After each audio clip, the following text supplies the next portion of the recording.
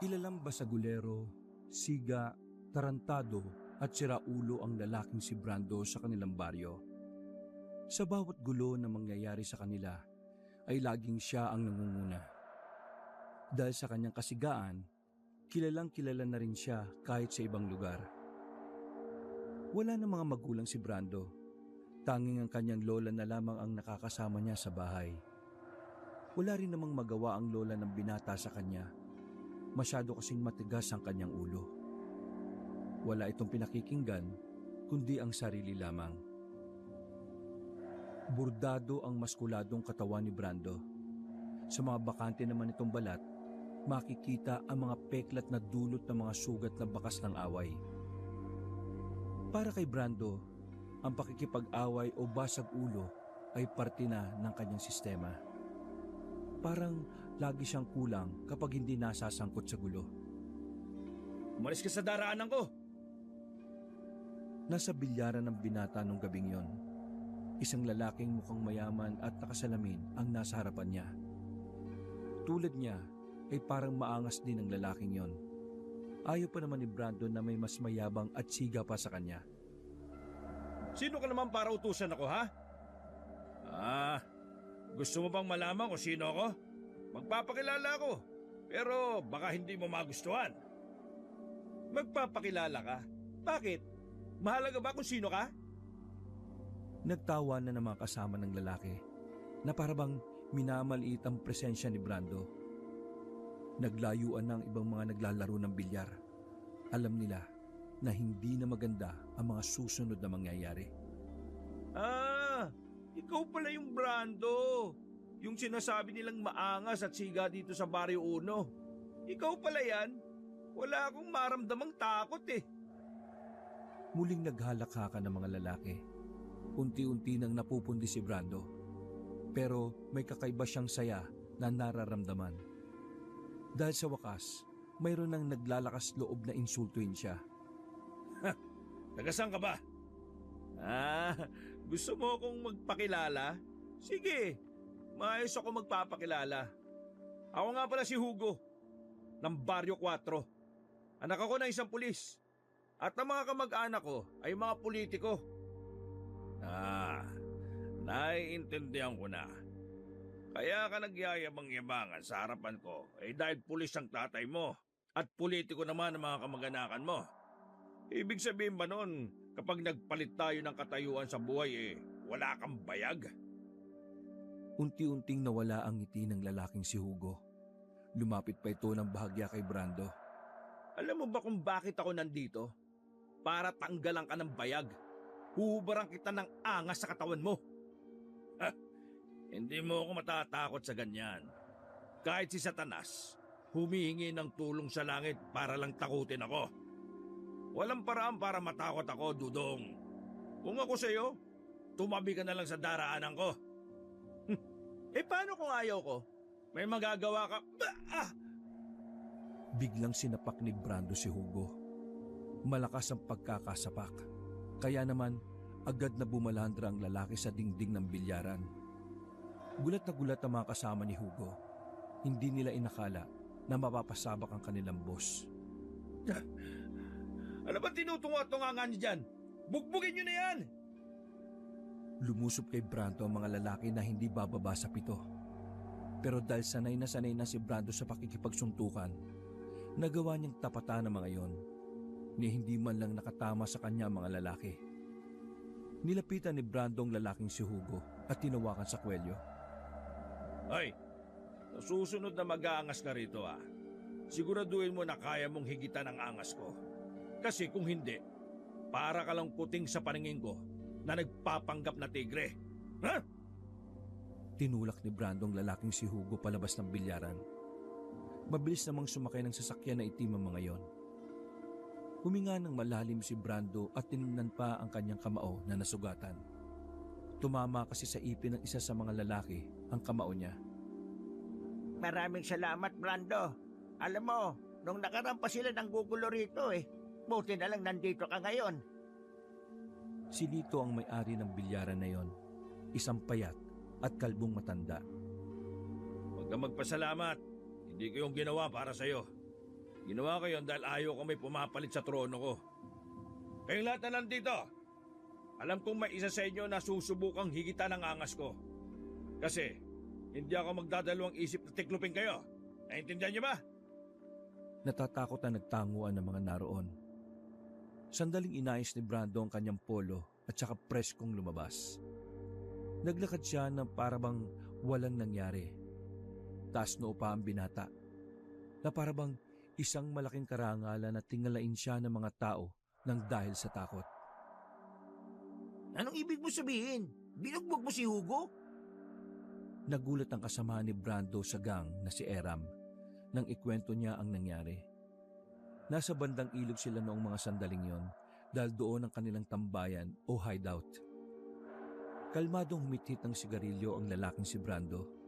Nakadikwatro pa itong nakaupo at nakatanaw sa ilog. Bakit? Kilala mo ba yon? Si Hugo, anak ni Sir Marwan. Yung maangas din na pulis sa bayan. Tapos, mga kamag-anak nun, malakas ang kapit sa lokal kasi politiko. Pre, walang sinasanto mga yun. Mayayari tayo sa ginawa mo. Pinatay ni Brando ang sigarilyo at iritadong tumingin sa kaibigan. Bakit? Takot ka ba sa kanila? Hindi sa natatakot. Ang iniisip ko lang, baka dito na matapos ang paghahari-harian natin dito sa Uno. Pre naman kasi, dapat kasi iniisip mo muna yung mga ginagawa mo. Wala akong pakialam kung sino ang nakabangga ko. Ang ayaw ko lang ay ang maangas sa sarili kong balwarte. Ano naman kung matinik ang pamilya niya? Di magpatayan. Takot ka? Di huwag ka sumali. Dalhin mo ang mga miyembro natin sa malayong lugar. Punta kayo sa Mindanao. Iwan niyo ako rito. Ayaw ko naman sila Napapailing na lamang si Eram. Kilala niya kasi si Brando. Kapag sinabi nito, ay gagawin talaga niya. Kahit pa paminsan-minsan, masyadong padalos-dalos ang kilos ng binata. Yan ka na naman sa iniisip mo Si Superman ka ba? Tao ka lang, baka nakakalimutan mo. At ang tao, tinatablan ng bala ha? Hindi ko naman sinasabi na maging duwag tayo. Ang akin lang, hinay-hinay lang pre. Alam mo naman na ilan sa mga miyembro natin buntis sa mga asawa. Paano kung mamatay sila? Di kawawa naman yung mga anak at asawa nila. Pwede naman silang kumalas dito sa gang natin. Kung gusto na nilang magpamilya, huwag na silang sumali. Sus! Hindi mo sila maintindihan dahil hindi mo naman nararanasan ang nararamdaman ng may pamilya. Wala nga lang sa'yo lola mo, di ba? Sumama ang tingin ni Brando kay Eram. Tumayo ang binata at nilapitan ng kaibigan. Minamaliit mo ba ako, ha? Hindi. Ayaw mo lang kasing makinig kasi akala mo lahat ng gawin mo tama Wala kang pakialam sa mga taong pamilya na turing sa'yo. Sarili mo lang lagi iniisip mo at yung pride mo. Nakatikim ng malakas na suntok sa mukha si Eram. Mabuti na lamang ay dumating ang iba pang miyembro ng gang na umawat naman sa kanila kaagad. Ilayon niyo muna yung taong yan, ha? Baka mapatay ko ba yan Sarili mong kaibigan sinasaktan mo na? Wala ka talagang puso. Nasa aktong lalapitan ulit ni Brando ang lalaki na makarinig sila ng iyak ng sanggol. Napatigil silang lahat at napalingon sa may ilog. Lumapit doon ang isa sa mga kasamahan nila. Boss, Eram! Boss Brando! May sanggol dito, Napilitan silang lumapit noong mga oras na yon. Kinuha nila ang sanggol na nakalutang sa tubig habang nasa loob ng basket. Iyak lang ng iyak yon kahit pakinarga pa nila. Pinagpasapasahan na nga nila pero hindi pa rin tumatahan. Nung nakay Brando na ipinasa ang sanggol, ay nag-alangan si Eram na ibigay sa kanya. Alam kasi ni Eram na iritado si Brando sa iyak ng bata, lalo na kung sanggol pa lamang. Bitbitin mo lang. Dali-daling inabot ni Eram ang sanggol kay Brando. Wala namang nagawa ang lalaki kundi tanggapin ito. Ano? Tatapon ko to? Di tapon mo. Pagtingin ni Brando sa bata, nakatingin din yun sa kanya. Bigla itong nanahimik. Nagtaka ang lahat dahil kay Brando lang tumahan ng bata. Kanino kayang anak yan, Mukhang kay Boss Brando lang siya tumahimik, Oo nga no. Tingnan nyo, gumingiti siya kay Boss Brando. Laga mo yan. Ikaw ang gusto ng bata, pre. Gago ka ba? Baka mamaya may mga magulang to sabihin, kinidnap ko to. Tsaka ayaw ko sa iyak ng bata, di ba? Iagis ko to mamaya. Hindi naman umiyak eh, oh. Sa'yo nga tumaan eh. Puro kasalita na, iahagis, di mo naman magawa. Ngumisi si Brando. Naglakad si Brando palapit ulit sa ilog. Nabahala ang mga kasamahan nila dahil talagang gagawin ni Brando ang sinasabi niya. Boss Brando, wag! Kawawa naman yung bata! Sige, iagis mo. Wala ka naman pakialam sa lahat eh. Kaya pati sanggol, dinamay mo na. Muling tiningnan ni Brando ang sanggol na pangiti-ngiti pa sa kanya. Ay, ngiti ka pa ng ngiti ha. Sige, iahagis kita. Akma nga amba na si Brando nang biglang humagikik ng tawa ang sanggol. Natigilan si Brando. Hindi niya maintindihan kung bakit ganun ang sanggol. Napaka-inosente. Ay, kainis ka ha. Natawa-tawa ka pa. Hindi hinagis ni Brando ang sanggol na yon. Bumalik sa akin na Eram at ibinigay ang sanggol. Oh, isauli niyo yan sa magulang. Ayoko ng sanggol dito sa hideout. Sanggol lang pala babali sa paninindigan mo, pre. Banas na umalis si Brando sa ilog. Nang makalayo ay muli siyang napalingon sa mga kasama. Kita niya na umiiyak na naman ang sanggol na pilit pinapatahan ni Eram. Wisit. Anak-anak tapos mababayaan. Walang pinagkaiba yung magulang niya sa magulang ko eh. Mga salot na magulang. Dahil nawala na sa mood si Brando, ay nagpunta na lamang siya sa beer house sa bukana ng Barrio Dos. Wala siyang dalang kapera-pera, pero dahil sa taglay niyang kayabangan, nagagawa niyang makahingi ng alak. Nakaupo lang siya sa tapat ng lamesa na malapit sa pinto. Nasa kasarapan siya ng panonood ng mga babaeng sumasayaw. Nang biglang may puting kalapati ang pumasok sa beer house. Dumapo yun sa lamesa ni Brando. Sa hindi inaasahang pangyayari, kinuha ng kalapati ang sigarilyo niya na nasa ashtray. Lumipad ng kalapati palabas. Hinabol pa yun ni Brando pero nakalipad na ng mataas.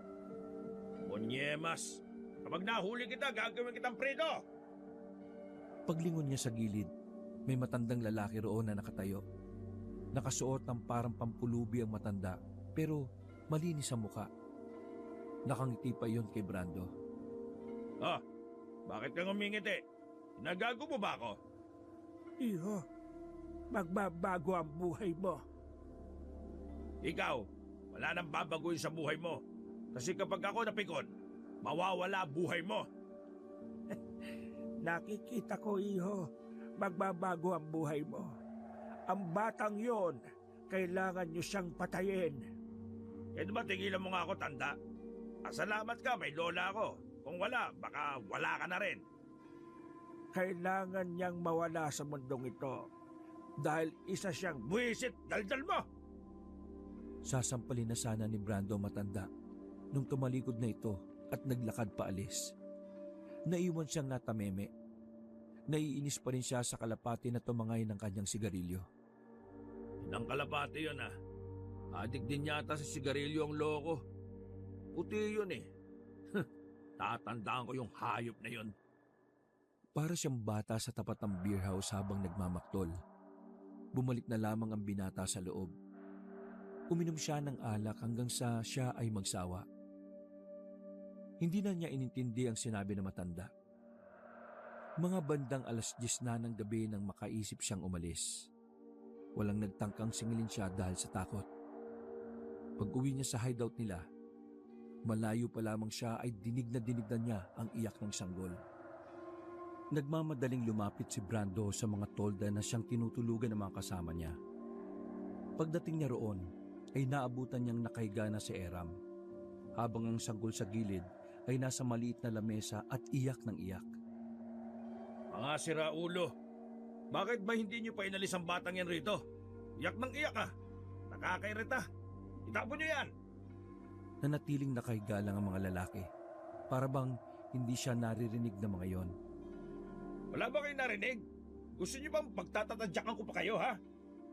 Sa pilitang pinatihaya ni Brando ang isa sa kasama nila. Napatigil ang lalaki nang makitang namumutla yun. At ang napansin pa ni Brando, hindi normal ang init ng katawan. Sa isang gilid, pinilit bumangon ni Eram. Namumungay ang mga mata nito.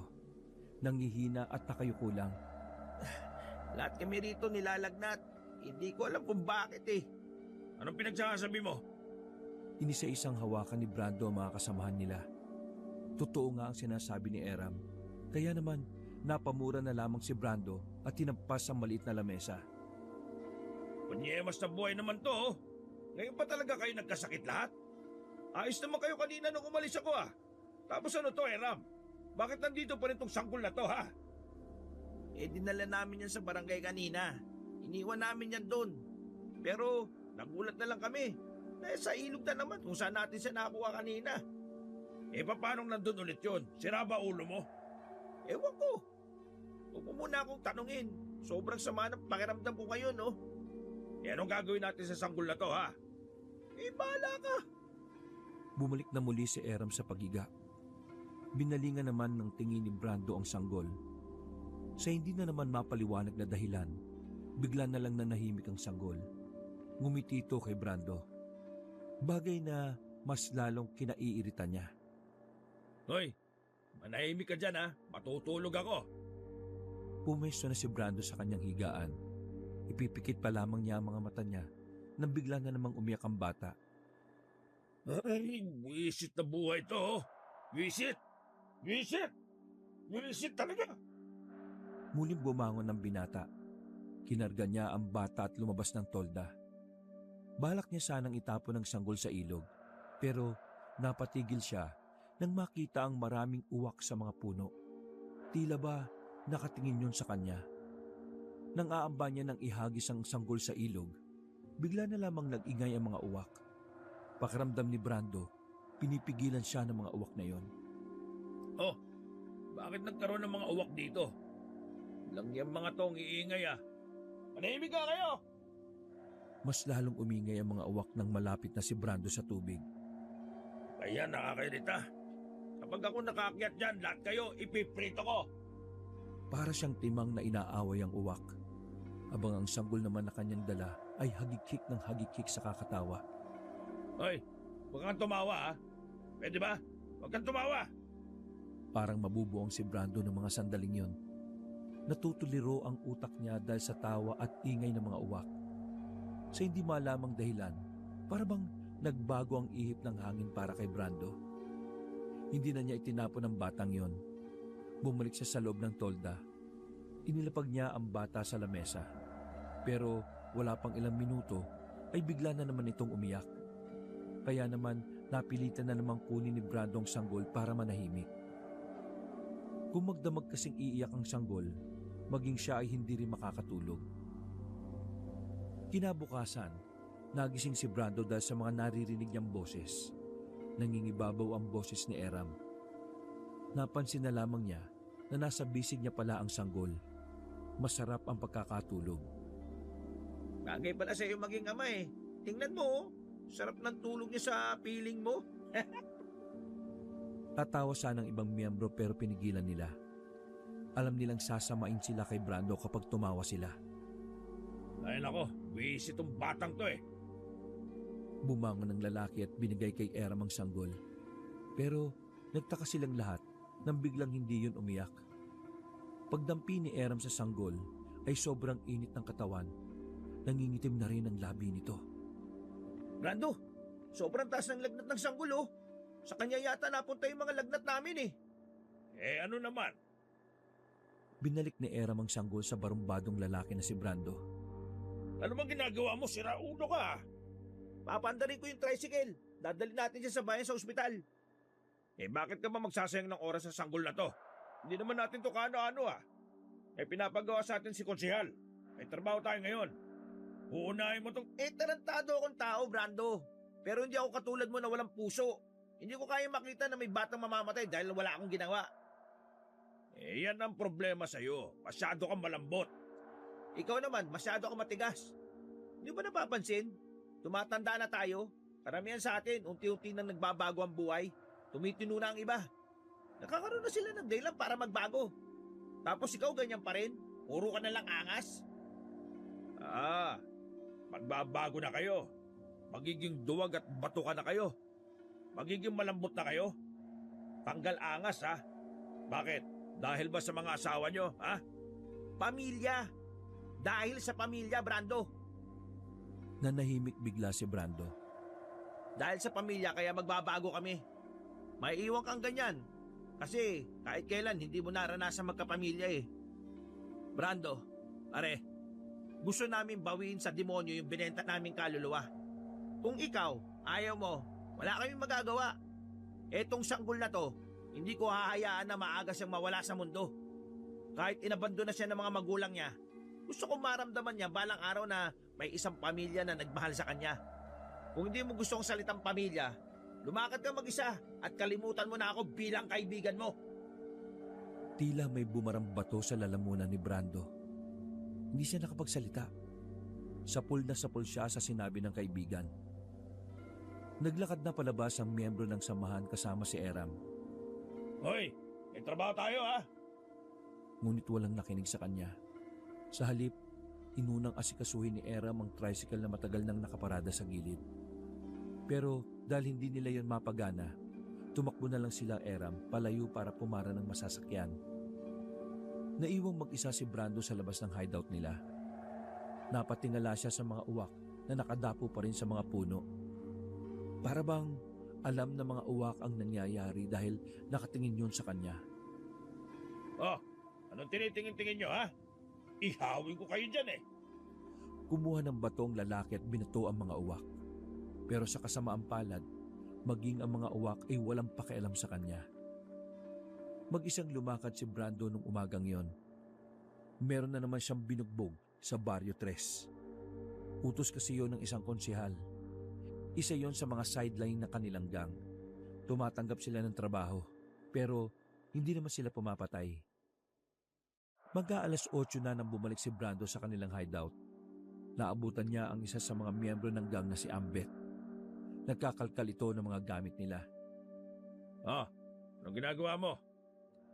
Tinutukan ni Brando ng itak si Ambet sa pag-aakalang nagdanakaw ito sa mga gamit nila. Pero hindi siya pinansin ng lalaki. Patuloy lang yon sa pagkalkal sa mga kahon. Tinatanong kita, anong ginagawa? Pwede ba? Huwag ka magulo. Naghahanap ako ng pera. Hindi kami nasikaso sa ospital dahil wala kaming dalang pera. Nagkukulay ubi na yung sanggol, ano? Unti-unting binaba ni Brando ang itak. Hindi niya maintindihan ang nangyayari kung bakit parang maiiyak na si Ambet sa paghahanap ng pera. Kung bakit mahalaga sa kanila ang sanggol. Halika, sumunod ka sa akin. Ayoko niya nga. Gusto ko na magbago. Bobo, papaganahin natin yung tricycle. Bilisan mo. Ha? Nauna nang lumabas ng tolda si Brando. Hindi niya rin alam kung bakit niya yun ginawa. Ang alam niya lang, gusto niyang maintindihan ang pakiramdam nila Eram at Ambet. Pinagtulungan nilang pagganahin ng tricycle.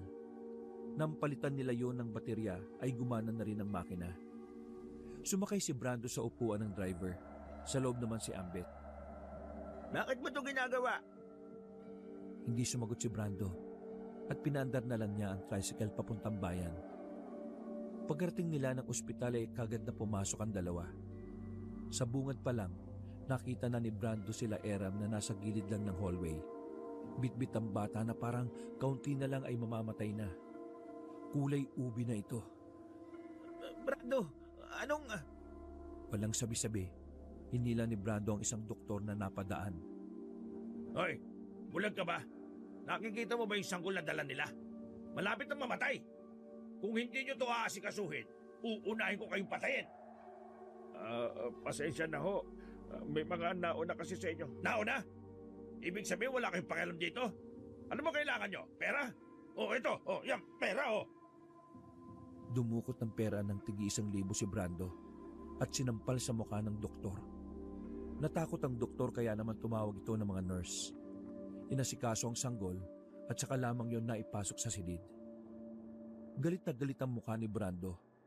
Inaot naman kagad siya ng guard at pinalabas ng ospital. Nagyusin na lamang ang lalaki sa tapat habang hinihintay ang mga kasama. Makalipas lang ang ilang minuto, lumabas na rin si Eram at Ambet. Pre, bakit mo yung ginawa? Napangisi si Brando. Tanga ka ba? Di ba kailangan niyo ng pera? Tapos magtatanong ka ngayon kung bakit ko ginawa? Ibig kong sabihin, akala ko ba wala kang pakialam sa sanggol? Bakit ka nagalit ng ganon para sa sanggol? Para sa bata? Tinapon ni Brandong sigarilyo at saka bumuga ng usok. Ewan ko, di ko alam. Ang corny nyo kasing tingnan kapag payak na kayo. Ano ba nangyari? Bakit lumalambot kayo ng ganyan para lang sa sanggol? Eh hindi naman natin alam kung saan galing.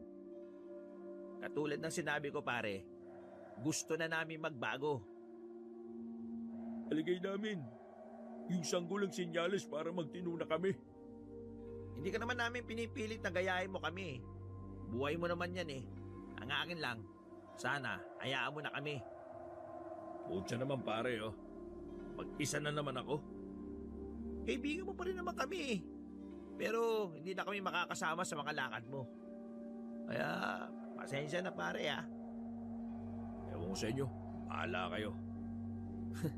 Maraming salamat pala. Kundi dahil sa'yo eh, wala na yung sanggol. May niligtas kang buhay, Boss Brando. Wisit. Tigilan nyo na nga ako. Sige na, alis na ako. May babasagin lang akong mukha sa baryo natin. Dahilan lamang ni Brando yon pero ang totoo, wala naman talaga siyang gagawin. Aalis na sana siya nang biglang may lumapit na matandang lalaki. Mukha itong pulubi. Namukha niyo ni Brando. Yun ang matandang nakausap niya sa harapan ng beer house. Oh, ikaw yung nasa beer house ha. Umalis ka nga sa daraanan ko. Sipain kita dyan eh. Mga iho, mali kayo ng tinutulungan. Nagkatinginan si Eram at Ambet. Huwag niyong pansinin yan, sa naulo yan. Mabuti pa, hanggat maaga pa ay patayin nyo na ang sanggol. Huwag nyo nang hintayin na mahuli pa ang lahat. Anong sinasabi nyo? Ang sanggol, mga iho, hindi siya tao. Boss Eram, sira nga talaga ang utak nito. Hayaan mo na. Gawin nyo na ang tama bago pa dumating ang panahon ng kanyang pagkamulat at karahasan. Dahil ang sanggol na yun ay isang aswang. Lumabas ang sipon ni Ambet nang pigilan nitong matawa sa sinabi ng matanda. Salubong naman ang kilay ni Eram at Brando na parabang naiirita na. Naglakad na rin ang matanda na parabang wala lang nangyari. O, di ba? Sira ulo lang talaga. Kung sino-sino kinakausap niya sa beer house eh. Kapag ako napikon eh, huhukayan ko na yan eh. Matapos ang eksenang yon, hindi inakala ni Brando ang paparating na pagbabago sa buhay niya. 8 taon ang nakalipas. Maraming bagay na ang nagbago sa buhay ng mga miyembro ng gang. Tuluyan na nilang nilisan ang maruming gawain at ang pagiging basagulero. Karamihan sa kanila ay nagkaroon na ng pamilya. Ang ilan naman ay kasama pa rin ni Brando pero may kanya-kanyang trabaho ng matino. Si Era may isa ng tricycle driver, habang si Ambit naman ay kargador sa pier. Si Brando, nagbebenta siya ng mga obra niyang inukit. May talento kasi ang lalaki sa pag-uukit ng kahoy. Namana niya yon sa kanyang lola na noon ay namayapa na rin. Ang sanggol naman noon ay 8 taong gulang na at pinangalanan nila yung Brandina. Hinango sa pangalan ni Brando. Hapon noon habang naglalakad si Brando pauwi, kasamang tinuring ng anak na si Brandina galing sa paaralan. Nag-aaral na kasi ang bata at nasa grade 3 na yon. Sobrang tinuna ni Brando. Malayong malayo na siya sa dati. Hindi na nga siya makilala ng mga tao sa kanila. Maayos na rin kasi ang pananamit niya. Disente ng tingnan kahit maraming tattoo sa katawan. Hindi na rin semi-kalbo ang kupit niya, kaya mukha na siyang malinis na tatay. Anak, kumusta yung school mo? Masaya po, Papa. Marami po ako natutunan. Kaso nga lang, inaaway ako ng mga kaklase ko eh. Maliit daw po ako. Hayaan mo na lang sila anak. Maliit ka naman talaga kasi bata ka pa. Lalaki ka pa kapag tumanda ka na. Ang mahalaga, wala kang sinasaktan ha. Huwag gaganti. Isumbong kay teacher. Naintindihan mo? Pero sabi ni Tito Ambet at Papa Eram, dati daw kapag may nangaaway sa'yo, sinasapak mo daw eh. Nako, matagal na yun anak. Nagbago na si Papa. Nagbago na mula nang dumating ka. Sa'yo ko naramdaman na ang sarap para sa pakiramdam magkaroon ng pamilya. Basta anak, hindi ko alam kung anong nangyari. Parang magic na nagbagong lahat mula nang makilala ka namin eh. Kaya malaki ang pasasalamat namin sa iyo anak. Binigyan mo ng liwanag ang buhay namin. Salamat din po kasi tinuring niyo akong tunay na anak. Alam ng bata na ampun lamang siya nila Brando. Piniliwanag kasi ni Brando ang lahat. Nagtataka nga sila kasi sa murang edad, naiintindihan yun ni Brandina. Mga ilang sandali lang, napatigil sila sa paglalakad nang may humarang sa kanilang kalalakihan. Kahit 8 taon na ang nakalipas, kilalang kilala pa rin ni Brando ang lalaking nasa gitna. Hugo? Oh, mabuti naman nakilala mo pa ako. Long time no see. Napalunok na lamang ng laway si Brando. Bigla na lamang siyang kinabahan. Alam niya na hindi maganda mangyayari. Anong kailangan mo? Alam mo bang dahil sa pagbugbog mo sa akin noon, matagal akong nahimlay dahil sa spinal cord ko? Galit na galit si Hugo. Ngayon tinatanong mo anong kailangan ko? Kailangan kong makaganti para matuwa naman ako sa'yo. Kumalibot kay Brando ang mga kasama ni Hugo. Kamalas-malasan pa. Walang ibang dumadaan sa kalsada noong oras na yon. Papa, sino po sila? Bakit po ang papangit nila? Anak, mga germs yan na nagkatawang tao lang. Nag-anak ka na pala. Ang dating Brando, naging Bronda. Di maganda. Mas masaya kapag nakita ng anak mo kung paano kitang bugbugin. Sumenyas na si Hugo sa mga kasama niya. Kung tutusin, kayang-kaya ni Brando palagan kahit gaano pa yung karami. Pero dahil ayaw na niyang bumalik sa dati, hinayaan na lamang niya ang nangyari. Nabugbog siya ng grupo ni Hugo. Tinakpan na lamang ni Brando ang mga mata ng bata habang sinasalo niya ang bawat tadyak at sipa ng mga lalaki. Walang kwenta. Ikaw pala ngayon ang wala ng bayag eh. Tara na! Umalis kagad ang mga yon nang magsawa na sila kay Brando. Nanatili lang na nakaluhod si Brando habang yakap ang anak. Tara na anak. Umuwi na tayo. Duguan ang ilong at labi ni Brando. Masakit ang kanyang buong katawan dahil sa lamog. Halos pikit na rin ang isa niyang mata at merong pasa. Masama sila, Papa. Bakit ka po nila sinaktan? Galit ako sa kanila. Hindi ko po sila mapapatawad. Gagantihan ko po sila. Hinaplos na lang ni Brando ang mukha ng bata at saka kinarga. Umalis sila na parang walang nangyaring gulo. Pag-uwi nila ay nagulat si Eram at Ambet. Nagalit ang dalawa. Pero pinili na lang na ipagsawalang bahala ni Brando para sa batang si Brandina. Matapos malinis ang sugat ni Brando, ay natulog na lang sila kaagad. Maliit lang ang bahay nila pero may sariling higaan ng bata. Madaling araw nang magising si Brando dahil sa kirot ng kanyang sugat. Napansin niyang wala si Brandina sa higaan. Bumangon ang lalaki. Lumabas siya sa pag-aakalang nagbanyo lang yon. Pero nakasalubong niya ang bata sa labas. O anak, saan ka galing? Anong oras na? Bakit ka pa lumabas? Napansin ni Brando na iba na ang suot ng bata. Nakita rin niyang basa pa ang buhok ni Brandina. At higit sa lahat, napansin niyang may dugo ang tsinelas ng bata. Kinabahan si Brando sa di malamang dahilan. Anak, sabihin mo nga, saan ka galing? Bakit may dugo ang tsinelas mo? Naligo po ako sa ilog. Ganitong oras? Bakit hindi ka naman nagsabi? Itulog po kayo tsaka may sakit po kayo eh. Kaya lumabas na lang po ako. Ano tong dugo na to sa tsinelas mo? Yan po ba? Natuluan po ng dugo nyo nung inaway po kayo ng mga pangit na lalaki. Huminga ng malalim si Brando at niyakap si Brandina. Nako, huwag mo nang uulitin na lumabas ng ganitong oras, anak. Bata ka pa, delikado. Sige ka, baka makuha ka ng aswang. Ngumiti lang ang bata at yumakap kay Brando. Kinaumagahan, walang pasok si Ambet at Eram. Nagpahinga rin si Brando sa pag-uukit. Nagyaya kasi si Ambet na pumunta sa dati nilang hideout. Maliligo rin sila sa ilog dahil mainit ang panahon kahit maaga pa lang. Pero pagkarating nila roon ay maraming tao. Nagkakagulo. May mga bulong-bulungan na hindi nila maintindihan. Kaya naman, naintriga sila. Lumapit sila Brando. Pagsilip nila, ay napatakip na lamang si Brando sa mga mata ng batang si Brandina. May mga katawan na nakahandusay sa batuhan. Lahat yun ay wala ng buhay. Pare-parehong lasog-lasog ang katawan.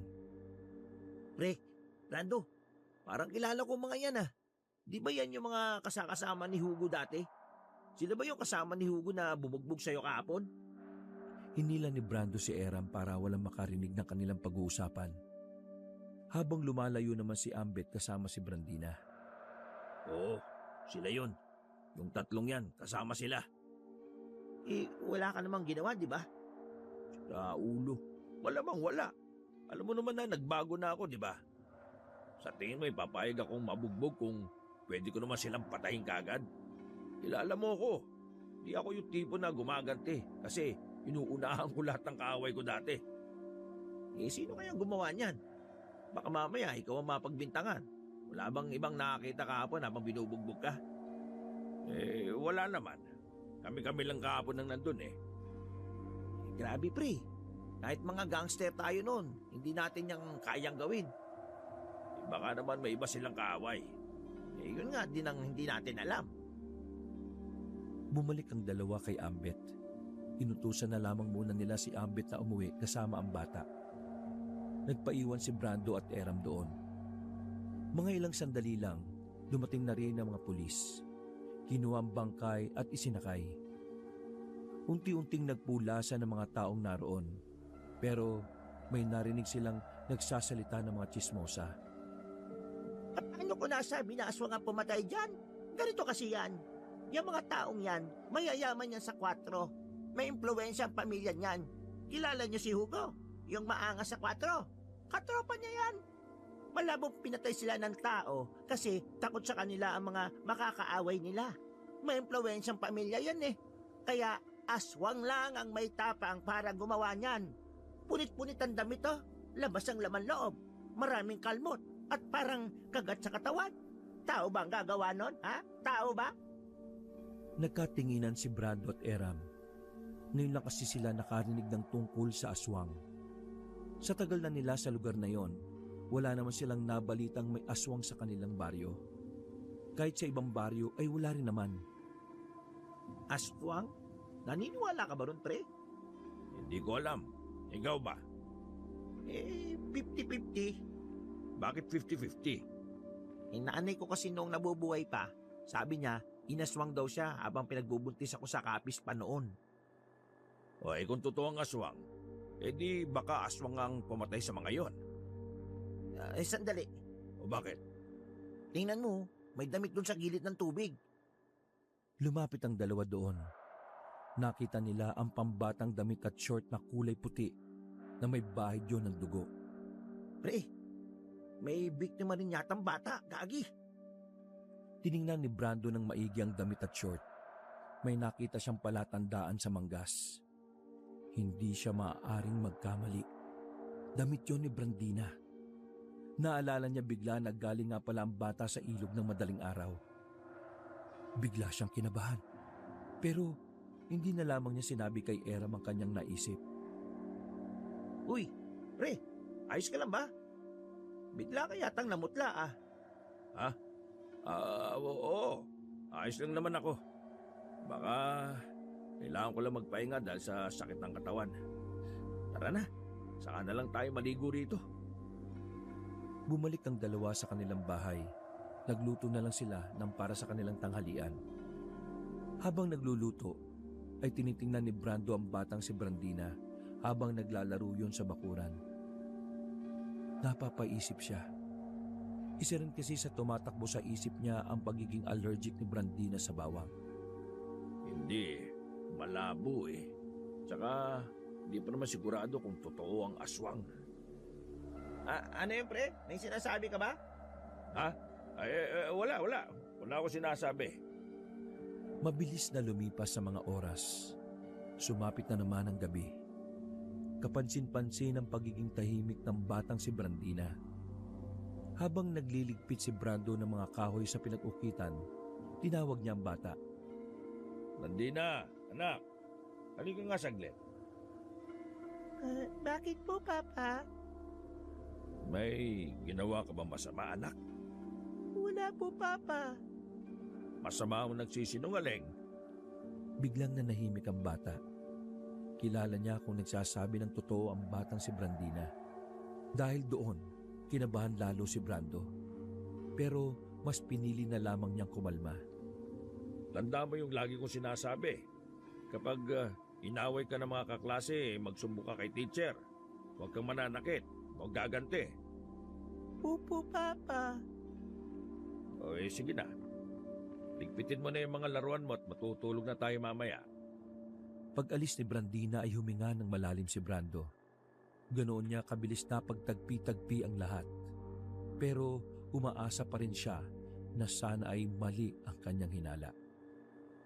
Makalipas ang 5 araw, medyo magaling-galing na ang mga sugat ni Brando. Wala na rin ang sakit ng kanyang katawan. Kasama na naman niya si Brandina habang sila ay naglalakad pa uwi. Marami naman silang nakakasabay. Meron din namang mga pulis na nasa kalsada para mag-checkpoint. Bigla namang sumigaw si Hugo kasama ang mga tropa nito. Pero sa pagkakataon na yon ay nabawasan na sila. Kalmadong tumingin sa kanila si Hugo. Hindi makagawa ng eksena si Hugo dahil maraming tao at may mga pulis. Huwag dito, Hugo. Ibang pulis yan. Hindi ang kakilala ng papa mo. Ikaw ba pumatay sa mga kasama ko, ha? Matagal ko nang iniwan ng magulong buhay mula nang magkaanak ako. Kaya huwag mo akong pagbibintangan. Hindi ako maniniwala sa'yo. Walang demonyo bumabait eh. Pero may demonyong may kakayahang magpanggap na mabait. Bahala ka sa gusto mong isipin. Basta ako, wala akong ginawa. Maasensyaan na lang tayo, Brando.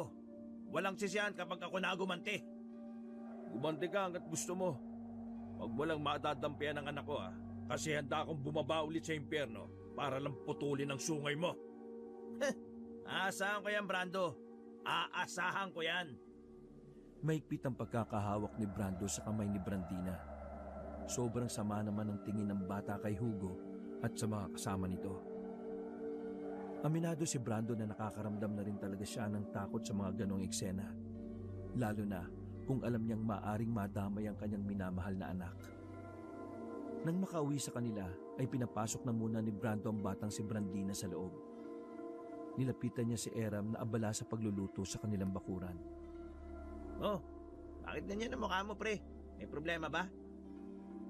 Huminga ng malalim si Brando at tumiling. Nagtagpo kasi landas namin ni Hugo kanina eh. Gaya ng inaasahan natin. Pinagbibintangan niya ako na ako ang pumatay sa mga kasama niya. Ano? Sinaktan ka ba niya? Si Brandina, sinaktan ba nila? Kalma. Wala silang ginawa. Pero pinagbantaan niya ako eh. Kaya nasisiguro ko na may mga masasamang mangyayari na naman. Ano kaya kung doon muna si Brandina sa ate mo? Hindi kasi pwedeng kasama natin ang bata sa ganitong may banta sa buhay natin eh. Sa bagay, tama ka. Sasabihan ko na lang si ate na ihatid sundo si Brandina sa school. Oo, ganun na nga pre. Magbigay na lang tayo ng bayad para sa abala. Sabihin na lang din natin kay Brandina na may asikasuhin lang tayo. O sige pre, bukas. Pupuntahan ko yung ate ko. Pre, tingin mo, aswang ba talaga yung pumatay sa mga yon? Napatigil si Eram sa paghahalo. Sandali, interesado ka ba sa mga aswang? Ay, paano kasi? Kanina sa school nila Brandina, usap-usapan yun eh. Halos lahat ng tao doon naniniwala na may aswang nga rito sa ulo. Ipagpalagay na natin na aswang ang gumawa nun. Ano naman ang pwede nating gawin? Mismong pamunuan nga natin tikom ang bibig. Nga, walang ginagawa. Ay, mahirap ang ganito eh. Di bale, tapusin mo na yung ginagawa mo. Handa ko lang yung pagkainan. Pagkaluto ng pagkain ay sabay-sabay na silang nagapunan. Pero wala pang 10 minuto nang sila ay maupo. Natanaw ni Brando sa labas ang lalaking si Hugo. May mga kasama ito at lahat ng yon ay may mga dalang baril. Yumuko kayo! Dinakma ni Brando ang bata at sabay-sabay silang yumuko. Mabuti na lang sementado na ang kanilang pader, kaya naman hindi sila tinatamaan ng mga rat-rat ng baril.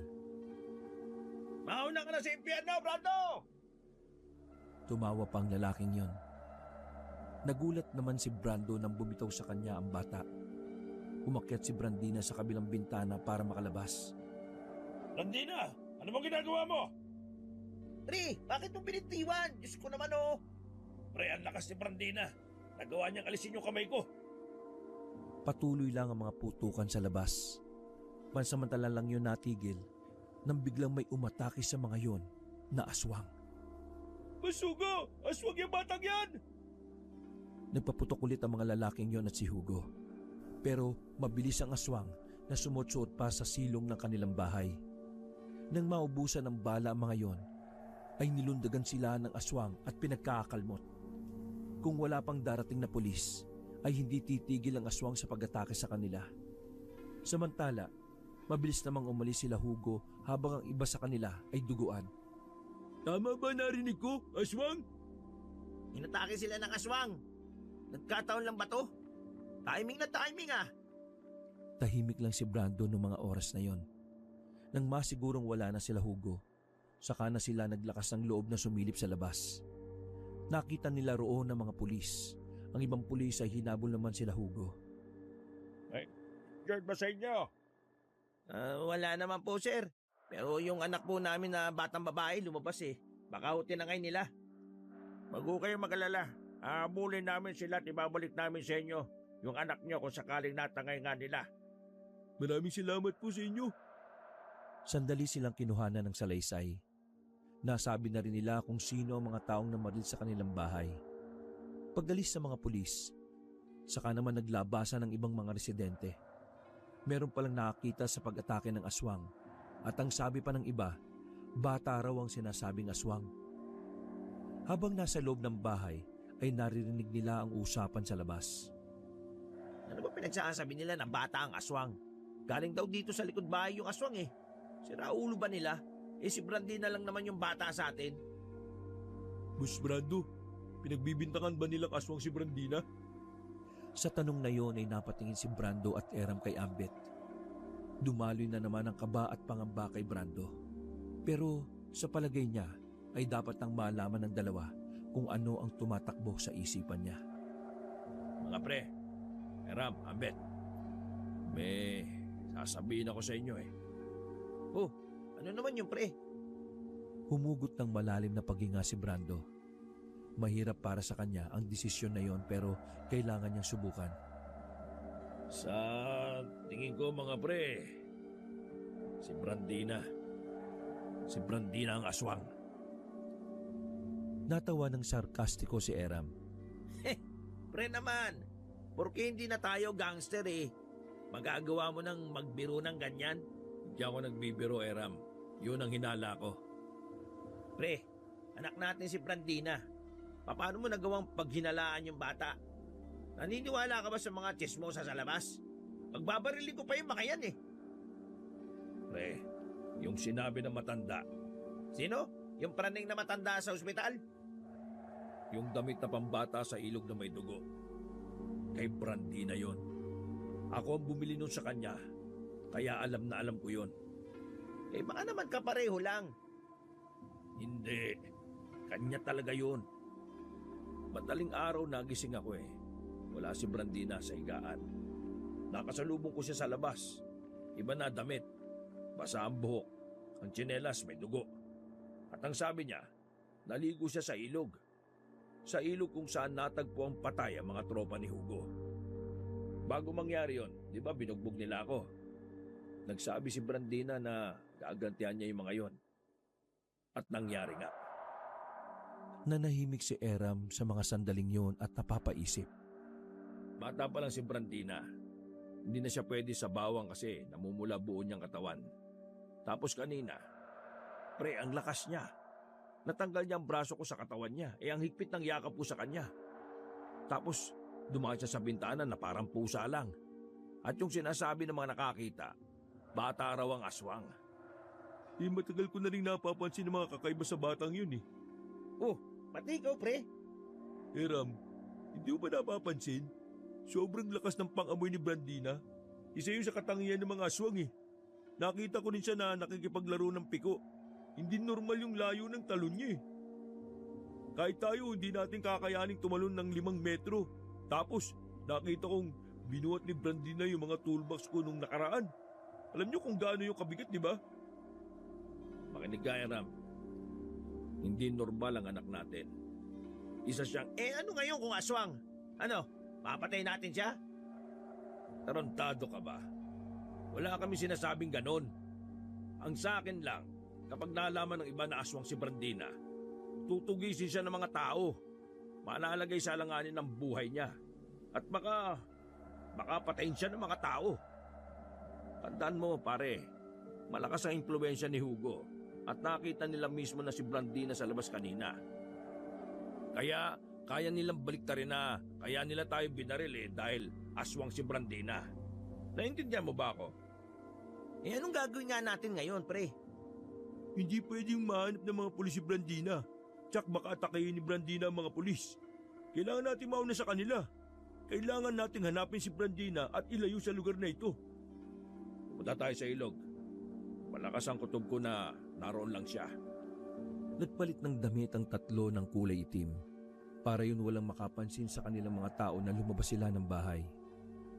Patago silang nakaalis. Kinakabahan silang pumunta ng ilog. Pagdating nila roon ay tahimik ang lugar. Agos lang ng tubig sa ilog ang tanging maririnig. Brandina, andiyan ka ba? Kami ito, mga tatay mo. Brandina, anak! Halika! Wala kaming gagawin sa'yo. Tanggap namin kung sino ka. Magpakita ka lang. Wala pang 5 minuto nakarinig sila ng mga yabag ng paa. Mula sa likuran ng bato ay lumabas doon ang batang si Brandina. Anak, halika, dali. Naaninagan nila si Brandina na nakaanyong aswang. Parang matanda ang mukha ng bata. Mahahaba ang kuko at pabalahibo rin ang braso. Papa Brando, Papa Eram, Tito Ambit, ako po ang aswang. Pinatay ko po sila kasi sinaktan nila si Papa Brando eh. Aswang po ako, masama po ako. Umiyak ang bata at wala nang nagawa ang tatlo kundi yakapin ang bata. Kahit na natuklasan nilang aswang si Brandina, wala silang nararamdamang takot. Hindi nagbago ang pagtingin nila sa bata. Huwag kang mag-alala. Hindi ka naman namin pababayaan, anak eh. Walang nagbago, anak. Ikaw pa rin ang nag-iisang anak namin. Tama ang Papa Brando mo. Aswang ka man, tao ka man, kahit ano ka man, mahal ka namin. Kahit naging tayo ka, mahal ka namin. Ay, sorry. Napatahan din ng tatlo ang bata. Pansamantala silang tumambay sa ilog na yon. Minabuti nilang mamalagi muna roon habang nakikiramdam pa sila sa mga mangyayari. 1 oras ang nakalipas. Nakaisip na rin sila ng paraan para mailigtas ang bata. Ambet, makakabli ka ba sa bahay? Kailangan mong kunin ng ipon natin pera para makaluwas tayo sa Luzon. Kaya ko. Hintayin niyo ako dito. Titingnan ko kung anong lagay sa lugar natin. O sige pare, ingat ha. Nagmamadaling umalis si Ambet. Naiwan ng tatlo sa gilid ng malaking bato. Halos kalahating oras din ang hinintay nila bago makabalik si Ambet. Hingal na hingal si Ambet. Halata sa kilos nito ang kaba at pagkabahala. Mga pare, binaliktad nga tayo ni Hugo. Sinabi niya na aswang si Brandina kaya sila nagpaputok. Ngayon, nakita ko sa tapat ng barangay. Nagtitipo na sila. Kumakalap sila ng mga tao para huliin si Brandina. Tutugisin na nila ang anak natin. Kailangan na natin makaalis. Natahimik sila nang biglang makarinig sila ng mga yabag ng paa sa batuhan. Napayakap ng mahigpit si Brandina kay Brando at nagtago silang muli sa mga bato. Mabibilis ang mga yabag ng paa. Mabibigat kaya hindi nila maiwasang hindi matakot para sa kaligtasan nila. Basag-basag kang, Angdoy! Nagbabalik para samahan kayo sa laban na to! Boss Brando! Boss! Eram! Ambit! Narinig ko nangyari kaya tinipo ko na ang mga kasama natin. Nawala ang kaba sa loob nila nang marinig ang pamilyar na boses. Pagtingin nila, naroon ang mga lumang miyembro ng kanilang samahan. Halos maiyak si Brando sa mga nangyayari. Buong akala nila ay wala na silang pag-asa. Pero sa pagbabalik ng kanilang gang, nabuhayan sila ng dugo. Maraming salamat mga kasama. Ngayon, protektahan natin si Brandina. Anumang uri si Brandina, tao, aswang, siya pa rin ang anak na pinalaki natin. Ilaban natin to. Tumangutango silang lahat bilang pagsang-ayon. Handang-handa na silang itakas ang bata para iligtas sa kamay ng mga residenteng galit na galit sa aswang. Sa tabi ng ilog ay pinag-uusapan nila ang mga hakbang ng kanilang pagtakas. Dadaan tayo sa gubat na nasa harapan natin. Ang tagus nito sa 4. Medyo delikado dahil doon ang balwarte nila Hugo. Kaya ang gagawin natin, maglabas ng gubat, maghiwa-hiwalay tayo. Andoy, maghahati tayo sa 2, pero hindi halata. Ambet, mauna ka sa amin. Kailangan mong malaman sa dulo ng 4 kung may mga nakatambay. Ano man ang makita mo, bumalik ka. Doon tayo dadaan papuntang 5 kapag walang tambay. Eram, sumama ka sa akin. Tayo magdadala kay Brandina kapag nakalabas na tayo ng gubat. Paano kung may mga nakapwesto sa bunga ng 4 paglabas natin ng gubat? Andoy, ikaw muna ang lalabas ng gubat para tumingin sa bungad. Hindi ka naman nila makikilala dahil matagal ka namang hindi sumasama sa amin eh. Nakalimutan ko sabihin. Narinig ko si Hugo. Dito sila pupunta sa ilog dahil alam nila dito ang dati nating hideout. Pipilitin nilang pumasok dito ng gubat para tumagos tayo sa 4. Papapagitnaan tayo. Utya naman oh. Kanina pa ako nagsasalita, ngayon mo lang yung sinabi. O sige, change plan. Paano kung wag na lang kaya tayo sa 4 dumaan? Ibig ko sabihin, pagpasok natin ng gubat, kumanan tayo. Babalik tayo sa dulo ng 1. Tsako, walang tao doon kasi liblib doon eh. O sige, tama. Pagbalik natin dito sa 1, saka tayo mag-2. May ilog sa 2 na papuntang 5. Kaso wala nang tulay doon. Kailangan natin mas maaga makarating doon para makapaglagay pa tayo ng tawiran. O sige, mahusay. Ganito ang gagawin natin ha. Balik tayo sa 1 pero dulo. Saka tayo mag-2. Tapos sa ilog, patawid ng 5. Pagdating natin ng 5, maiwan kayo doon, Andoy. Kung sakaling sumunod pa rin sila hanggang sa 5, dapat may haharang sa kanila para makalabas kami ng 5. Kalsada na yon. Mag-aabang na lang kami ng masasakyan doon. Tumango-tango ang mga kasamahan nila. Nang maplansya na nila ang kanilang mga plano, nagsitayuan na sila para maganda. Nang biglang, Mga kasama! Ayun sila! nagmamadali silang tumawid sa ilog. Bago sila makapasok ng gubat ay pinagbabaril na sila nila Hugo. Mabuti na lang ay maraming bato na malalaki kaya walang tinamaan sa kanila. Samantala, naglabas naman ng baril ang iba nilang kasama. Nakipagpalitan ng mga iyon ng putok. Para kahit papaano ay mapabagal nila ang paglapit ng mga humahabol. Mahirap to. Kakampin nila Hugo ang taong bayan. Patay ng batang aswang! Sunugin yan! Tahimik lang ang batang si Brandina noong mga sandaling yon. Kabado ang bata pero nakakapit lang ito kay Brando ng mahigpit. Huwag ka mag-alala anak. Hindi ka mapapahamak hanggat nandito kami. Habang tumatakbo ay isa na sa mga kasama nila ang tinamaan ng bala sa braso. Pinagtulungan nila Ambit na maitayo yun. Habang ang iba naman ay sige pa rin sa makikipagputukan. Huwag kayo masyadong magpaiwan. Hindi pwedeng may mamatay sa atin. Doble ingat mga pre! May mga pamilya kayong uuwian!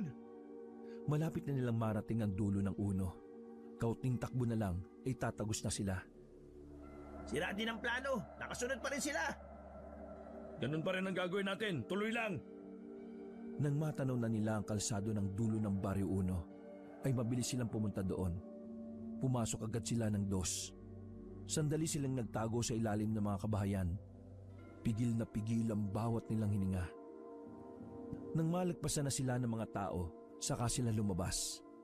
Papasok na sila ng gubat sa Baryo 2. Nang biglang may makakita na naman sa kanila. Nabulabog ang Baryo 2 dahil sa mga putok ng baril. Natamaan na si Eram sa paa sa mga sandaling yon. Pero walang pakialam ang lalaki. Hindi siya nagpakita ng kahinaan kahit iika-ika na. Walang hinto! Protektahan natin si Blandina hanggang kamatayan! Papa Brando, mag-aaswang na po ako. Harapin ko po sila lahat para makatakas kayo. Hindi anak, ikaw ang dapat namin protektahan. Huwag mo kaming intindihin. Boss Brando, malapit na mawalan ng bala itong mga kasama natin. Mamaya lang mas mabilis na sila makakasunod sa atin. Bilis, mauna na kayo! Hindi pwede. Sabay-sabay tayong aalis. Ayos lang kami, mauna! Hindi nga pwedeng may maiwan eh. Lahat sasama. Sumunod ka. Ako ang pinuno kaya sundin mo ako. Ay nako, o sige na. Mga kasama, walang hinto tuloy lang! Mas lalong dumadami ang putok na pinakakawalan ng kampo ni Hugo. May ilang residente na rin kasi ang may mga sariling dalang baril. Brando, ayun ang ilog. Kaso, walang tawiran. Malas, malakas pa ang agos. Mga kasama, arangin natin sila. Nandito na ang ilog. Doon sa kabila, Eram. May mga trosong nakabara. Tara! Nagmamadali silang tumakbo sa kabilang banda ng ilog. Sinamantala ang pagkakataon na may mga nakabarang katawan ng puno. Pinaunan nila si Brando at Brandina. Sumunod ang iba nilang kasama na sugatan. Si Ambit na ang huling tatawid. Kaso nga lang, nadulas ang lalaki at nalaglag sa rumaragasang tubig. Nakahawak si Ambit sa puno. Sige na, mauna na kayo. Magpapaagos na lang ako. Pero, Naputo lang sasabihin ni Brando nang biglang kumalas sa kanya si Brandina. Blandina! Tumakbo si Brandina at binalikan si Ambet. Naganyong aswang ulit ang bata at saka pwersangin nila si Ambet paangat. Lahat silang nakakita ay nagulat sa ginawa ng batang si Brandina. Hindi yung pangkaraniwan para sa isang batang 8 taong gulang pa lamang. Kinarga na ulit ni Brando si Brandina na makabalik na si Ambet. Maraming salamat anak, pero wag mo na uulitin yun ha. Pinapakaba mo po ako Ano ka ba? Nasa 5 na sila noong mga sandaling yon, pero nakasunod pa rin sa kanila sila Hugo. Yun na ang huling baryo para makalabas sila at makarating sa kalsada. Kailangan nilang umabot doon dahil doon lang ang daan patungo sa bayan. Kaso sa mga parating na minuto ay mas magiging komplikado na pala sa kanila ang lahat. Nasa 5 na tayo mga kasama. Kaunting tiis na lang. Kunting tibay mga pre, makakaraos din tayo. Mas malaki ang gubat sa Baryo 5, kaya mas doon sila tumagal. Bukod sa malaki, masyado talagang masukal. Nagawa na nga nilang iligaw sila Hugo, pero hindi pa rin sila naging kampante. Mukhang naliligaw na rin tayo. Baryo 5 pa ba to? Malaki ang gubat na Baryo 5 pre. Kailangan nating tumagos hanggang sa kalsada. Mga kasama, patawarin nyo kami kung naidamay pa namin kayo rito. Sa halip na magsisi, masaya pa at taas noong tinanggap na mga kasama nila ang sitwasyon. Sa kanilang samahan, may binitiwan silang pangako sa isa't isa na kahit uugod-ugod na sila, mananatiling kadugo ang turing nila sa isa't isa. Mukhang naiwan na natin sila. Siguro, magpahinga na muna tayo. Gagamutin ko yung mga sugat ninyo. Kung may mga bala pa mga baril ninyo, kung pwede lang magbantay kayo sa paligid. Baka bigla na lang silang lumitaw Pupwesto pa lang sana mga kasama nila nang biglang dumating nga sila Hugo. May dala silang mga sibat, pana, sulo at mga baril. Anong akala mo sa amin tanga? Kayo mga tanga kasi bakit kayo nagpahinga? Kinuha ng mga yon ang baril ng mga kasama nila Brando. Nilapitan ni Hugo si Brando. Binaba naman ni Brando ang bata at ibinigay kay Ambet. Wala silang magawa noon dahil nakatutok sa kanila ang baril. Hindi rin makapagpalit ng anyo si Brandina dahil pinagbabawalan na ito ni Eram. Binugbog na naman ni Hugo si Brando. Duguan agad ang mukha ni Brando. Ang tanging na lang nilang nagawa ay magalit at umiyak. Ilang sandali pa, pwersahang nilagyan ng mga residente si Brandina ng bawang sa leeg. Nanghina ang bata kaya nagawa nila itong itali sa katawan ng puno. Nakikiusap ako sa inyo. Huwag si Brandina. Lumuhod ka muna sa harap ko. Baka magbago ang isip ko. Dahan-dahan bumangon si Brando. Walang ano-ano ay lumuhod na nga ito kay Hugo. Minsan ko lang maramdaman na magkaroon ng pamilya. Kaya wala na akong pakialam sa purit imahe ko. Ngayon, bitiwan niyo si Brandina. Nakaload na ako.